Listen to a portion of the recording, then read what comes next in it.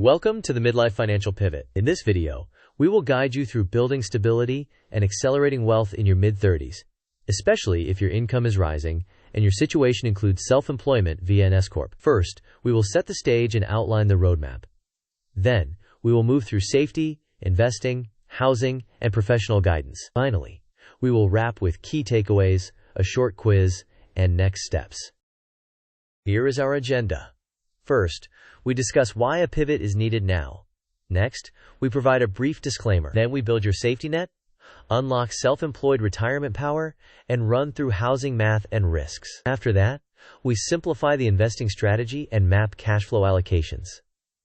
We then present a 12-month action plan timeline and the value of professional guidance. Finally, we test your knowledge with a quick quiz and summarize key takeaways. Before we dive in, please note this content is educational and not individualized financial, tax, or legal advice. Your situation, limits, and applicable laws may vary. Consult a qualified fee-only fiduciary planner and a tax professional before making decisions. Now, with that in mind, let's proceed. Let's start with why this pivot matters now. With rising income and growing responsibilities, your decisions today will compound for decades. Feeling behind is common, but improved cash flow provides a rare opportunity to accelerate wealth and stability.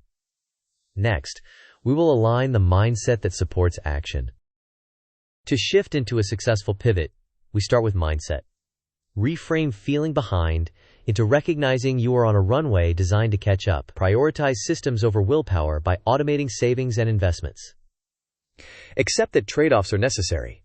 Not every goal can be prioritized simultaneously. Finally, measure what matters most: your cash runway, your savings rate, and your investable assets. Now, with the right mindset, we can formalize the order of operations. This flowchart visualizes the recommended order of operations. First, income arrives. Immediately, a portion is set aside for taxes, especially important for self-employed individuals making quarterly estimates. Next, you build an emergency fund to 6 to 12 months in a high-yield savings account. If high-interest debt exists, you eliminate it before aggressive investing. Then, you maximize the solo 401k employee deferral and add the employer profit share to the extent allowed. With core retirement funding in motion, you set aside money for near-term goals like a down payment using a HYSA or CD ladder. After that, you invest in low-cost index funds in a taxable brokerage for additional growth. Finally, consider optional accounts, such as an HSA if eligible, a 529 plan if relevant, or a backdoor Roth if appropriate. Now that the sequence is clear, we will zoom in on the safety net. For self-employed individuals, the standard emergency fund of 3 to 6 months is often insufficient. Target 6 to 12 months of living expenses in a high-yield savings account. The rationale is income variability, potential invoice delays, and unexpected business shocks. Keep the funds liquid and uncomplicated. While yield is helpful, access is the priority. To track the target, multiply your average monthly spending by the desired months of coverage. Next, let's make this cushion real with a few steps. Here are the steps to build your emergency fund. First, open or confirm a high-yield savings account without monthly fees. Second, set up automatic transfers scheduled immediately after each payroll or distribution, so money moves before you can spend it. Third, calculate the target by multiplying 6 to 12 times your average monthly expenses. Start with 6 months and stair-step up. Fourth, maintain a separate taxes bucket or account so those funds are never mixed with the emergency fund. Finally, review quarterly and increase contributions when income rises. Now that liquidity is secured, we can unlock retirement power. The solo 401k is powerful because you can contribute as both the employee and the employer. Prioritize reaching the annual maximums as your income allows. Within the plan, invest using low-cost diversified index funds. Because employer contributions are based on W-2 wages from your S-Corp payroll, coordinate your payroll intentionally. Always verify IRS limits annually, because rules and numbers change. To clarify the moving parts, let's summarize the components in a quick table. This table outlines the solo 401k components. Employee elective deferrals are taken from your W-2 pay and subject to the annual IRS limit. Employer profit sharing is contributed by the S-Corp, based on a percentage of W-2 wages, subject to formula and caps. The overall plan limit caps the sum of employee and employer contributions. Inside the plan, investment choices typically include low-cost index funds. Next, let's compare prioritizing retirement contributions versus a down payment. Here is a comparison of priorities. Prioritizing retirement contributions can yield tax-advantaged growth that compounds over decades, potentially include employer profit share, reduce current taxes, and avoid idle cash. It also reduces the risk of underfunded retirement later. On the other hand, prioritizing a down payment can lower your mortgage balance and monthly payment, and make you more competitive in home bidding. However, the cash may remain uninvested for a prolonged period, imposing opportunity costs if markets rise. Next, we will quantify housing affordability and guardrails.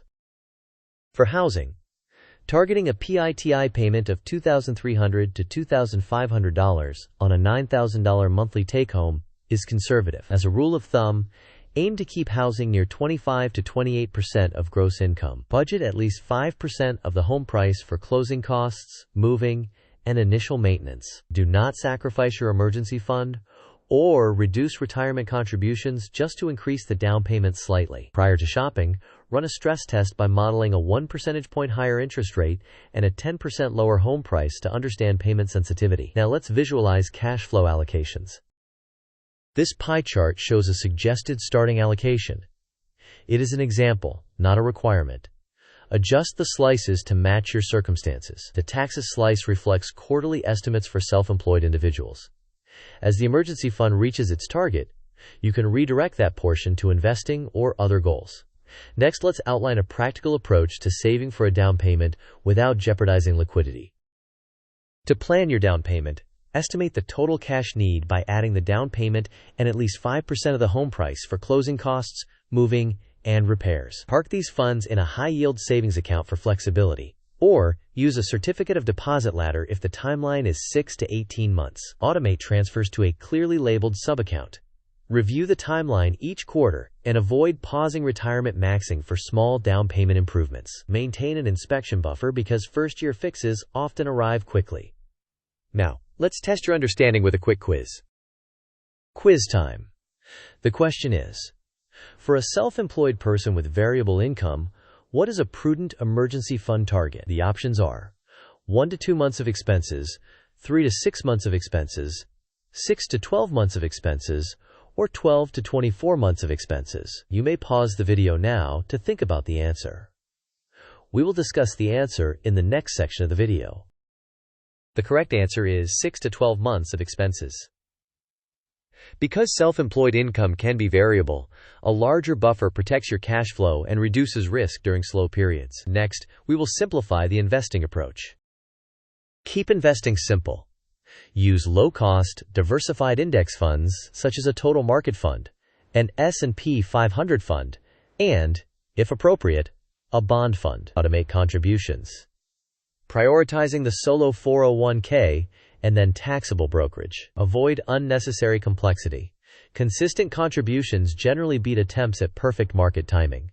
Rebalance once a year or when your allocations drift beyond set bands. Place assets in tax-advantaged accounts first, and then use taxable accounts for overflow. Now, let's put the plan on a timeline.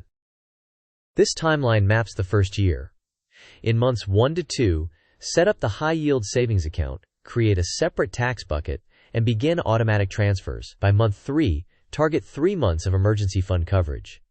From months 4 to 6, push to 6 months of coverage and open the solo 401k. Around month 6, align payroll to support the employer profit share calculation. During months 7 to 9, accelerate the pace to max the employee deferral and begin employer profit sharing. Between months 8 and 10, start a dedicated down payment account or CD ladder. By months 10 to 12, reach 6 to 12 months of emergency funding depending on your risk tolerance. Finally, conduct an annual rebalance and schedule a one-time review with a fee-only fiduciary. Professional guidance can be valuable, A single session with a fee-only fiduciary can help optimize S-Corp payroll, solo 401k design, and tax efficiency. This saves time and reduces the chance of errors while you focus on growing your business. Before we wrap up, let's do one more quick knowledge check. Here is the next question. With a stable $9,000 monthly take-home income, which housing payment target aligns with the conservative guidance we discussed? The options are $1,500 to $1,800, $2,300 to $2,500, $3,000 to $3,500, or any amount as long as you can make the payment. You may pause the video now to think about the answer. We will discuss the answer in the next section of the video. The correct answer is $2,300 to $2,500. This keeps housing near 25 to 28% of gross income, preserving room for taxes, emergency funding, and retirement contributions. Next, let's lock in the most important takeaways. These are the key takeaways. Build a 6 to 12-month emergency fund in a high-yield savings account. Maximize solo 401k contributions from both employee and employer sources as income allows. Avoid starving retirement to slightly increase a down payment. Keep investing simple with low-cost index funds and automation. Budget housing conservatively and include at least 5% for transaction, moving, and initial repair costs. Finally, consider a one-time, fee-only fiduciary review to optimize your setup. In summary, align your mindset, build systems, and sustain consistency. Protect cash flow first with an ample emergency fund, and then accelerate investing through the solo 401k and simple index funds. Let the math define housing boundaries rather than emotions. When complexity rises, seek targeted professional advice. Finally, let's close with an invitation. Thank you for watching. If this helped, please like the video, share it with a friend, and subscribe for more Smart Money Playbooks. Share your questions and your biggest pivot goal in the comments so we can help you build it.